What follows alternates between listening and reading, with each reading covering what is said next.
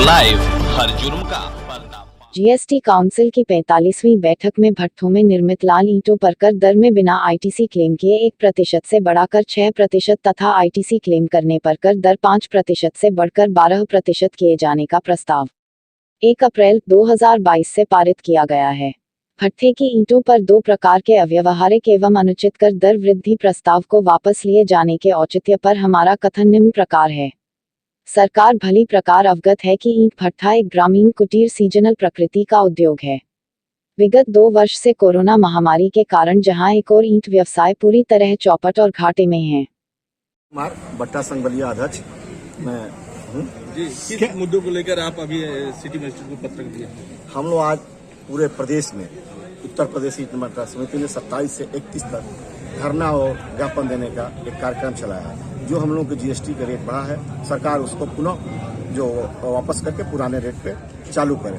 नहीं तो इस तरह ये जो टैक्स का रेट है बहुत ही बढ़ जाने से आम जो मकान बनने वाले नागरिक हैं उन पर सीधा प्रभाव पड़ेगा। आज तक हम लोग ईंटे की जो बिक्री 1% कंपोजिशन स्कीम में करते थे, ग्राहक से 1 रुपया टैक्स नहीं लेते थे। तो ग्राहक पे कितना भार पड़ेगा इस जीएसटी? कम से कम 700 रुपया हजार पर हजार। कुमार सिंह, फूड ब्लॉक प्रमुख बिरवारबाड़ी, जनपद ईंट निर्माता समिति महामंत्री बलिया। जी, आज क्या बात है, इतनी भारी संख्या में आप लोग आए हैं डीएम कार्यालय पे, क्या है मामला? मामला ये है कि पहले भट्ठे पे कर जो निर्धारित था वो 2 तरीके का कर था। एक तो समाधान योजना थी और दूसरा रेगुलर था। तो समाधान योजना में 1% टैक्स भट्ठे वालों से लिया जाता था और रेगुलर में 5% लिया जाता था। 5% जो लिया जाता था उस पे रॉ मटेरियल पे इनपुट का लाभ मिलता था और 1% वाले पे इनपुट का लाभ कोई नहीं लेता था।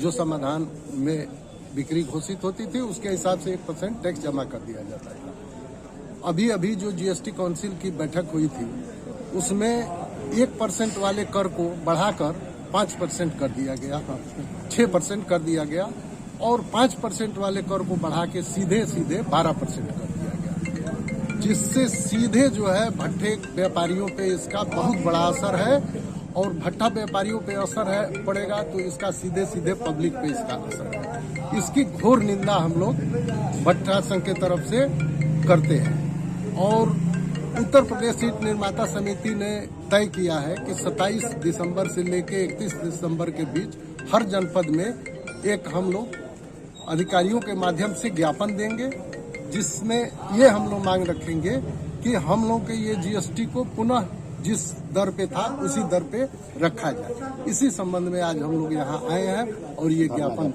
दे रहे हैं। तो ये बताइए क्या थी, आज क्या स्थिति है? नहीं, पहले तो मैं बताया कि पहले जो है 1% थी, अच्छी हो गया, अब ये 6% हो गया।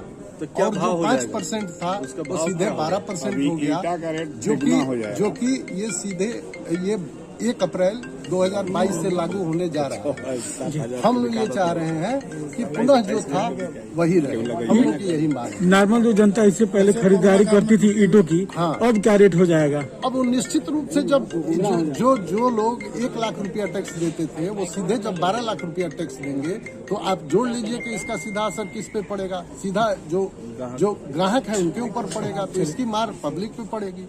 एक आखिरी सवाल, लगातार व्यापारी कई तरह की समस्या लेके डीएम कार्यालय पत्र देने आ रहे हैं सरकार के खिलाफ। हाँ। सरकार कह रही है कि हम व्यापारियों के हित में, कारोबारियों के हित में, उद्योग व्यापार के हित में है। हाँ। तो क्या लग रहा है सरकार किस ये निश्चित रूप से ये सरकार व्यापारियों के लिए, व्यापारियों के हित में काम नहीं कर रही है। उसका उदाहरण मैं दे रहा हूँ कि अभी जो पीछे कोरोना में व्यापारियों पे जो मार पड़ी है इसके लिए सरकार की तरफ से कोई पैकेज नहीं है। सरकार के तरफ से जो मजदूर है उनके लिए फ्री राशन के लिए व्यवस्था है, लेकिन जो व्यापारी 3-3 महीना अपना व्यापार बंद करके घर में बैठे हैं, अपने दुकानों का, अपने बिजली का सब चीज अपने घर से भर रहे हैं, उनके लिए सरकार के पास कोई पैकेज नहीं है। इस चीज के लिए हम सारे व्यापारी घोर इसकी निंदा करते हैं और आगे भी अगर कोरोना क्रोमिक जो आ रहा है ओमिक्रॉन, उसमें अगर व्यापारियों के लिए अगर कोई पैकेज सरकार नहीं देती है तो ये सरकार के लिए बहुत ही घातक होगा। अगर आपकी मांगे नहीं मानी गई तो अब आगे आप लोग का क्या निर्णय रहेगा? आगे हम सामने लोग- चुनाव भी है। जो जिस संबंध में आज हम लोग ज्ञापन देने जा रहे हैं, उस संबंध में ईंट निर्माता समिति उत्तर प्रदेश जो निर्णय लेगी वो हम लोग जनपद ईंट निर्माता समिति उसका समर्थन करेंगे। बहुत बहुत धन्यवाद।